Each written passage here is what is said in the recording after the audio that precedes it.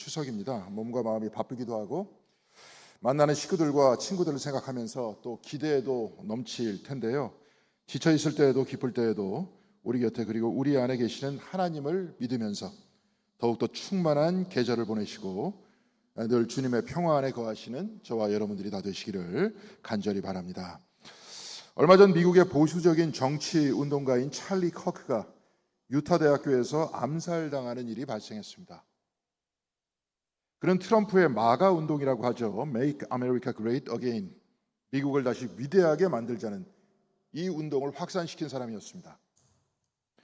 그의 성향이나 발언이 어찌됐건 그 어떤 경우에서든지 사람이 사람을 죽이는 것은 잘못된 것이고 사람이 죽는 것은 안타까운 것입니다. 총격을 당하기 직전 그는 총기 소지를 지지하는 발언을 하다 총에 맞아 숨졌습니다. 대단히 역설적입니다. 공화당원이니 그는 총기 소지를 지지했던 겁니다. 자신이 지지하는 것에 의해서 목숨을 잃은 것입니다. 그는 우리나라의 보수적인 청년 단체가 주최한 빌드업 코리아 2025에 참석했다고 합니다. 그는 여기서 한국에는 이민자가 없는 신뢰 사회다 이렇게 말했다고 합니다. 이 말 안에는 이민자가 있는 사회는 신뢰할 수 없는 사회라는 그런 뜻이 아닙니까? 그런데 진짜 그렇습니까? 미국은 이민자의 나라입니다. 찰리 커크 그 자신도 그 조상은 이민자였습니다. 영국 스코틀랜드 지방에서 교회를 처치라고 하지 않고 커크라고 합니다. 아마도 그의 조상은 스코틀랜드에서 미국으로 건너온 이민자였을 것입니다. 자신도 이민자의 후손이면서 이민자를 증오하고 있었던 겁니다. 그가 이민자를 싫어하는 이유는 간단합니다. 미국은 백인의 나라라는 겁니다. 이것은 보수주의자가 아니라 인종차별적인 발언입니다. 또한 그는 미국의 대학들을 돌면서 대학의 마르크시즘과 젠더 이념, 곧 여권 운동이 만연해 있다고 하면서 유대인과 유색인종 그리고 동성애자들을 겨냥해서 선동적인 말을 쏟아냈습니다. 이러면서 그가 유명해진 겁니다. 우리 사회를 지탱하고 있는 것은 민주주의입니다. 민주주의란 다수결의 원칙입니다. 다수결이란 내 마음대로 하자는 게 아닙니다. 나와 다른 사람의 의견도 나와 똑같이 존중해 주어야 한다는 겁니다. 여기에서 톨레랑스 곧 관용이라는 말이 나왔습니다. 나와 다른 사람의 의견을 존중하고 관용해야 같이 살 수 있다는 겁니다. 찰리 커크는 자신과 다른 사람, 더 정확히 미국의 주류인 보수적 백인의 생각과 다른 사람들을 비난하면서 항상 성경의 말씀을 들이댔고 그가 다니던 교회 목사의 말을 인용했습니다. 그러면서 자기 스스로를 기독교 민족주의자다 이렇게 말했는데요. 기독교 민족주의라는 게 도대체 무엇이겠습니까? 하버드 대학교 신학대학원을 나와서 지금은 기자로 일하고 있는 크리스 해치스는 지상의 위험한 천국이라는 책에서 기독교 민족주의는 기독교 주권주의라고도 말한다고 이렇게 말했는데요. 이것은 장로교를 만든 존 칼뱅이 1500년대 스위스 제네바에 만든 신정주의를 모델로 삼아서 나온 이념이 바로 기독교 주권주의라는 겁니다. 크리스 해치스는 기독교 민족주의자들이 즐겨보는 가장 중요한 책은 1973년 러시 두나라는 사람이 쓴 책 성경적 법의 원리들이라고 말한다고 합니다. 성경적 법의 원리들. 러시 두나는 이 책에서 미국 기독교인들은 하나님을 믿는 경건한 기독교 국가를 건설해야 된다 이렇게 말했습니다. 여기까지는 저도 동의합니다. 그런데 그가 말하는 경건한 기독교 국가란 강력 범죄뿐만이 아니라 상습적인 청소년 범죄, 혼전, 부정도 사형에 처해야 하는 그런 나라라고 했습니다. 또한 전 세계는 기독교 신앙을 가진 미국이 정복하고 지배해야 한다 이렇게 말하고 있습니다. 경건한 기독교 국가가 아니라 사람의 생각과 삶을 통제하는 독재 국가이고 미국의 세계 지배를 정당화하고 있는 책입니다. 크리스 해치스는 이 책에서 이태리의 철학자 움베르토 에코가 쓴 파시즘을 구분하는 14가지 방법을 소개하고 있는데요. 이 14가지는 너무 길고 딱 2가지로 요약할 수 있을 것 같습니다. 파시즘은 첫째, 나와 다른 것에 대해서 두려워하는 것이라고 말합니다. 그래서 나와 다른 것은 틀렸다고 하는 것입니다. 둘째, 파시즘은 성찰과 생각보다는 즉흥적인 반응이다, 이렇게 말합니다. 곧 나와 다른 사람을 거부하고 비난하면서 즉흥적이고 자극적이고 선동적인 말과 행동을 한다는 겁니다. 민주주의는 다수결이라고 했습니다. 다수결이란 나와 다른 사람의 생각과 그의 삶의 방식을 톨레랑스, 곧 존중하고 관용하는 것이라고 했습니다. 그런데 파시즘은 나와 다른 사람을 비난하면서 즉흥적이고 자극적인 선동을 하니까 이것은 반민주주의적인 것이 아니겠습니까? 크리세시스는 파시즘이 기독교 근본주의와 결합된 것이 바로 기독교 민족주의라고 하는 기독교 주권주의라고 말하고 있습니다. 지금 마가라고 하는 사람들의 주류가 바로 이들입니다.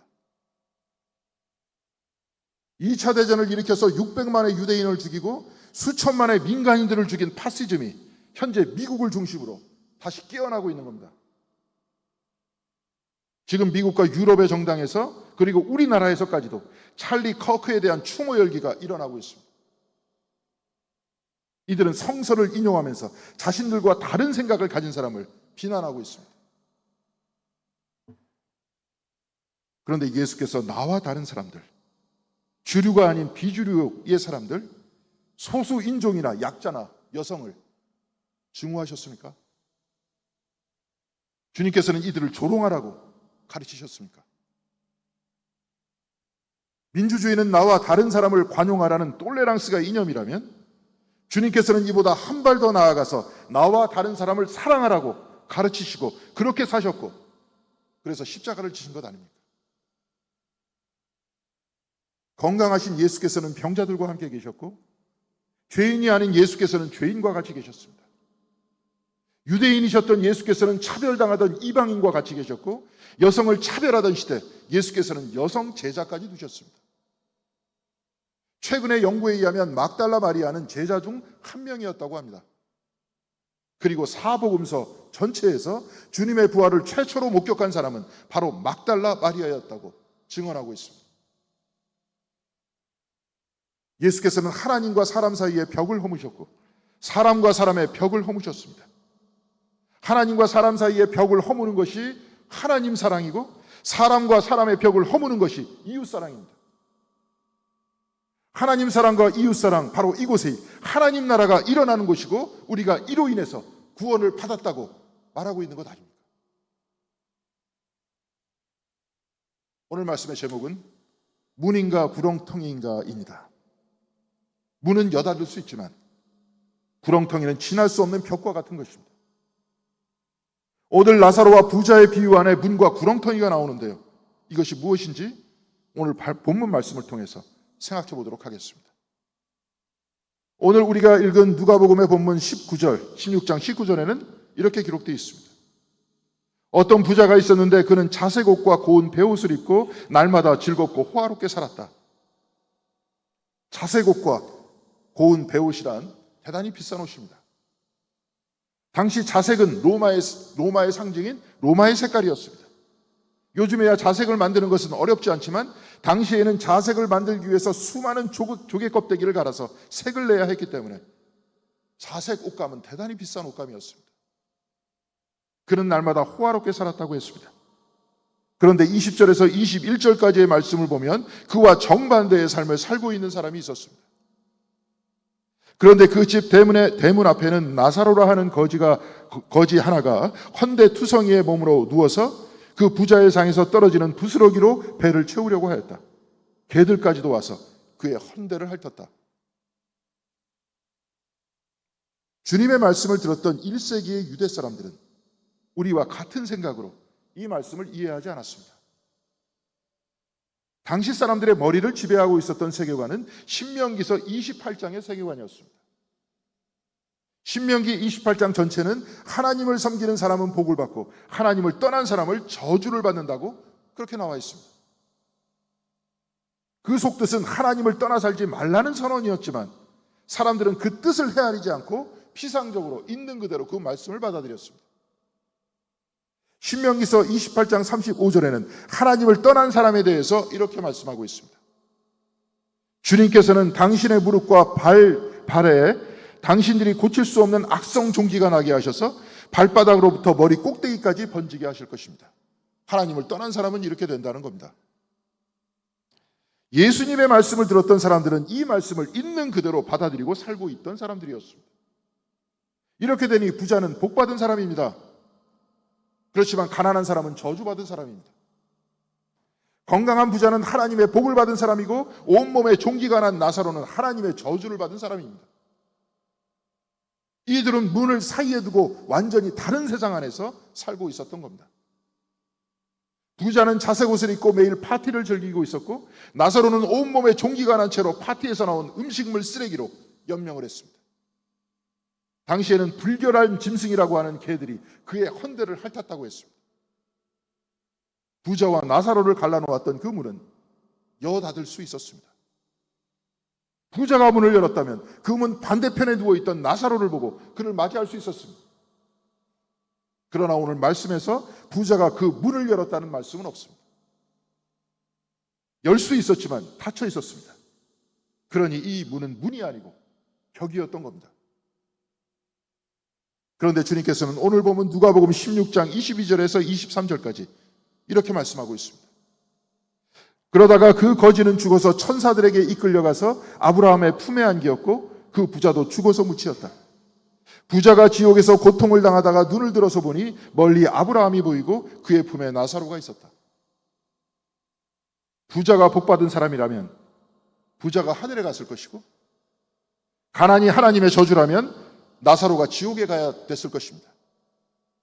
그러나 주님께서는 바로 이 말씀을 통해서 가난은 하나님의 저주가 아니라고 분명하게 말씀하고 있습니다.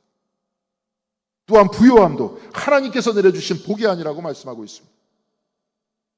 오히려 나사로가 하늘 위에서 아브라함의 품에 안기었고 부자는 지옥에서 고통당하고 있다고 말씀하고 있습니다. 지옥에서 아브라함의 품에 안긴 나사로를 보고 부자는 오늘 본문 말씀 24절에 이렇게 말하고 있습니다. 아브라함 조상님, 나를 불쌍히 여겨주십시오. 나사로를 보내서 그 손가락 끝에 물을 찍어서 내 혀를 시원하게 하도록 해주십시오. 나는 이 불 속에서 몹시 고통을 당하고 있습니다. 아브라함 조상님, 이 번역은 좋은 번역이 아닙니다. 히라바에서는 바텔 아브라함 이렇게 되어 있습니다.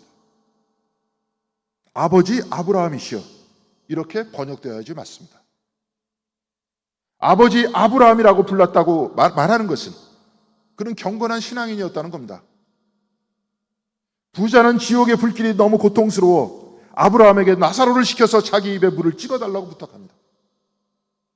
이때 나사로를 품고 안고 있었던 아브라함은 이렇게 말합니다. 얘야 되돌아보아라. 내가 살아있을 동안에 너는 온갖 호사를 다 누렸지만 나사로는 온갖 괴로움을 다 겪었다. 그래서 그는 지금 여기서 위로를 받고 너는 고통을 받는다. 너는 온갖 호사를 다 누렸지만 나사로는 괴로움을 겪었다. 그래서 그는 지금 여기서 위로를 받고 너는 고통을 받는다고 했습니다.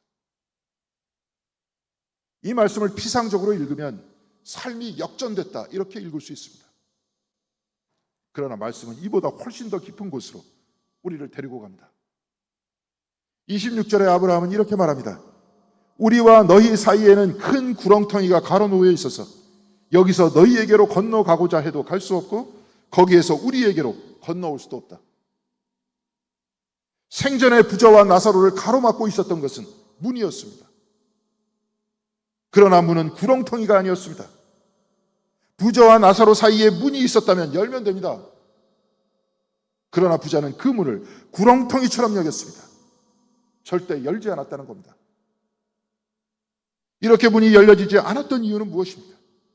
바로 그것은 부유한 것은 하나님께 복을 받은 것이고 가난함은 저주를 받은 것이니 나는 당연히 즐겨도 되고 나사로는 당연히 고통받아야 한다는 것, 바로 그 생각 때문에 그런 것 아닙니까? 그래서 문을 열지 않고 그 문을 구렁텅이로 또한 벽으로 만들었습니다. 그런데 주님께서는 천국을 보여주시면서 그곳에는 아브라함이 나사로를 안고 있다고 말씀하고 있습니다. 아브라함은 부자였습니다.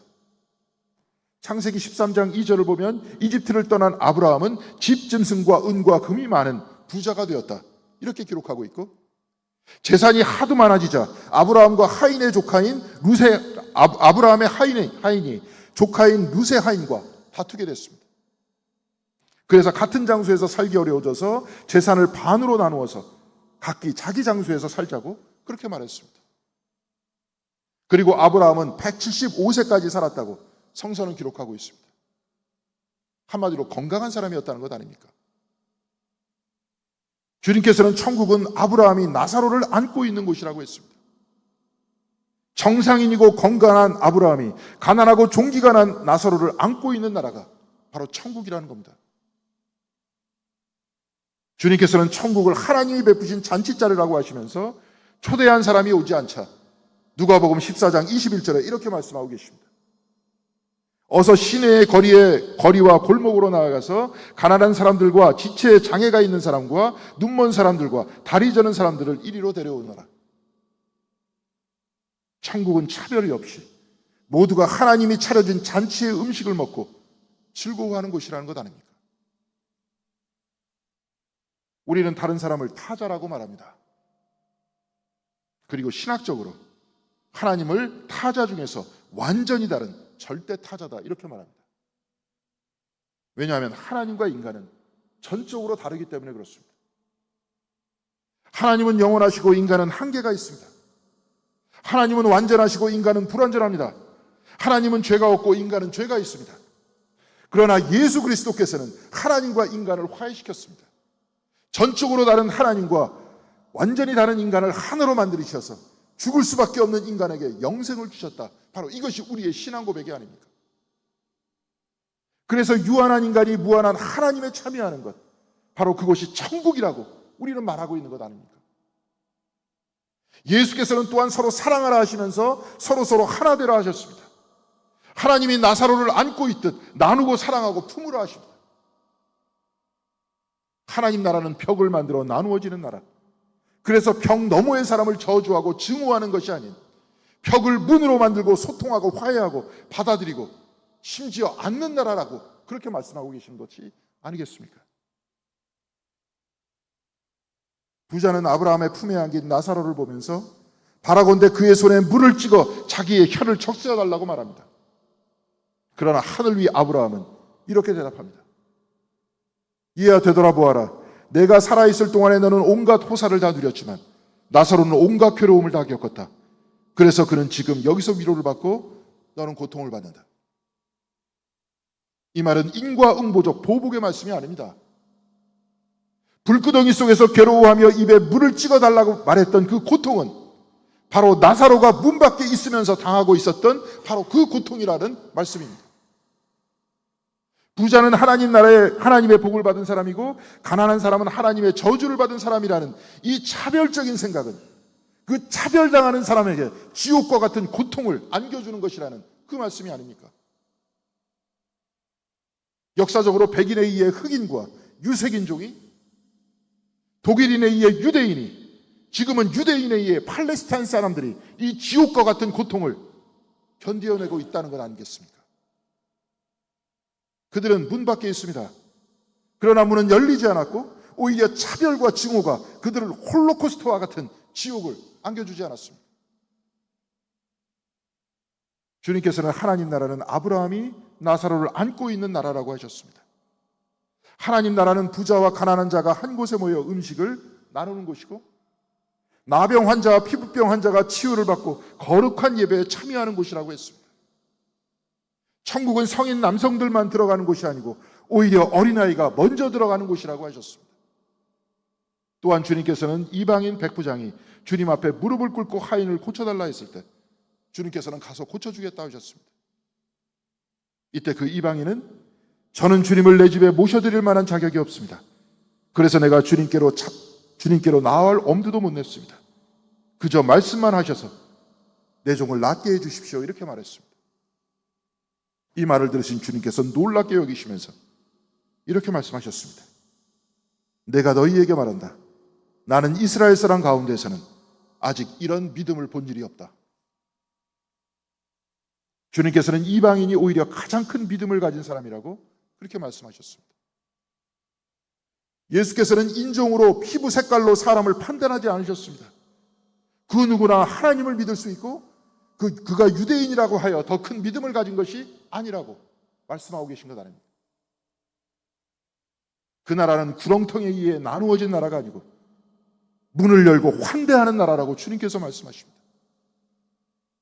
하나님께서는 이렇게 모든 사람을 환영하시고 서로 하나가 되게 하셨다고 예수께서는 또한 이렇게 우리에게 가르치셨습니다.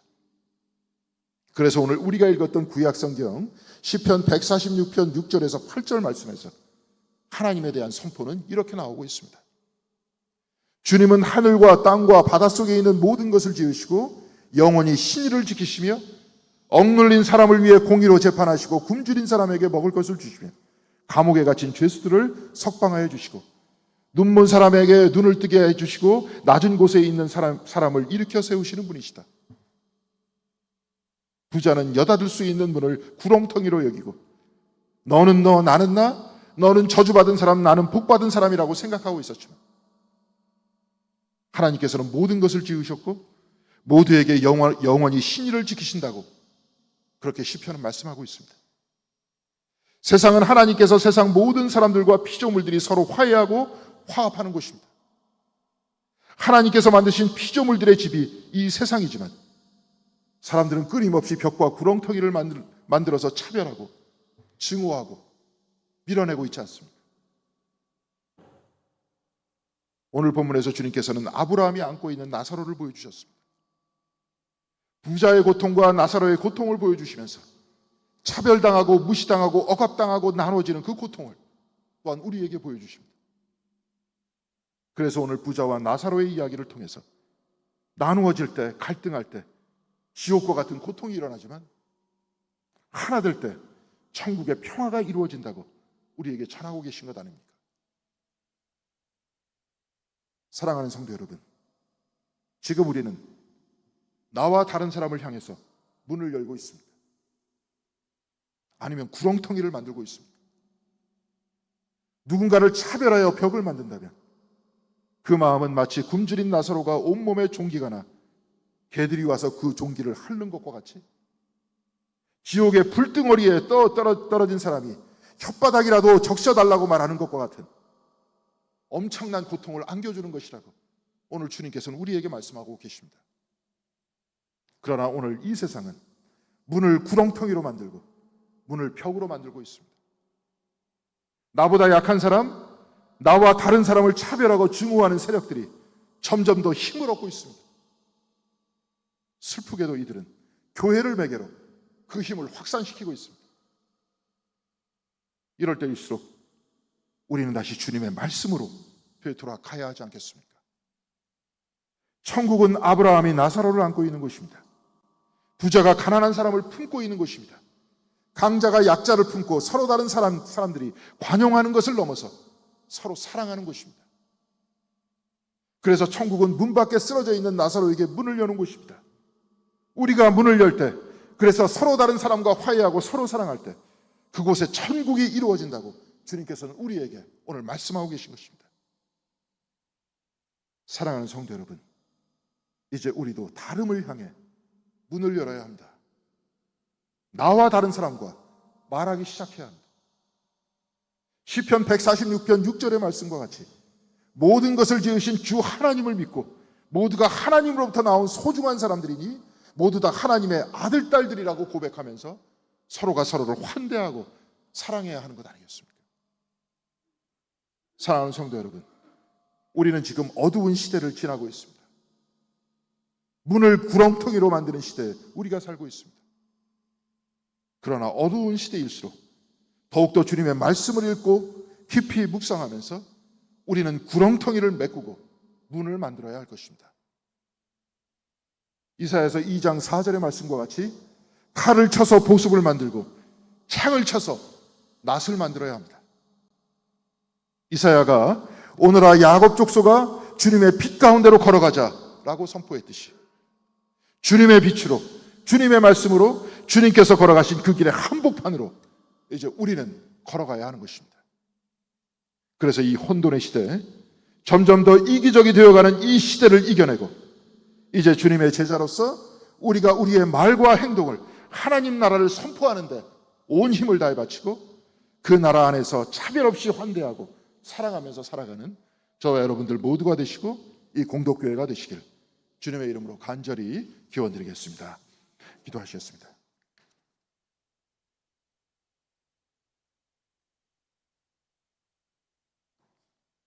저 높은 하늘에서 이 땅에 내려와서 우리를 하나님과 화해시키시고 사람과 사람을 화해시키신 하나님, 하나님께서 예수 그리스도가 되셔서 우리와 똑같은 인간이 되어서 우리 모두를 화해시키시고 우리와 함께 죽으신 주 예수 그리스도를 바라보면서 우리가 주님의 가르침과 주님의 삶과 그 은혜의 역사를 바라볼 수 있도록 인도하여 주시옵소서. 그래야 해서 하나님과 우리를 화해시키시고 이웃과 우리를 화해시켰듯이 우리도 끊임없이 마음을 열고 나와 다른 사람들과 대화할 수 있도록 도와주시고 사랑할 수 있도록 도와주시고 문을 열 수 있도록 인도하여 주시옵소서. 그래서 우리 공동교회도 활짝 열린 교회가 될 수 있도록 도와주시고 바로 이곳에 2000년 전에 주님께서 선포하시고 그렇게 사셨던 그리고 우리에게 비전으로 약속하셨던 하나님 나라가 바로 이 공동교회에 열리는 아름다운 역사가 일어날 수 있도록 인도하여 주시옵소서. 그래야 해서 이 사랑으로 이 어둠의 시대를 이겨낼 수 있는 저희들이 될 수 있도록 도와주시고 환대함과 받아들임으로써 서로 배척하는 이 세상을 이겨낼 수 있는 저희들이 될 수 있도록 주께서 은총 베풀어 주시옵소서. 이 모든 말씀 우리 주 예수 그리스도의 이름으로 간절히 기도드렸사옵나이다. 아멘.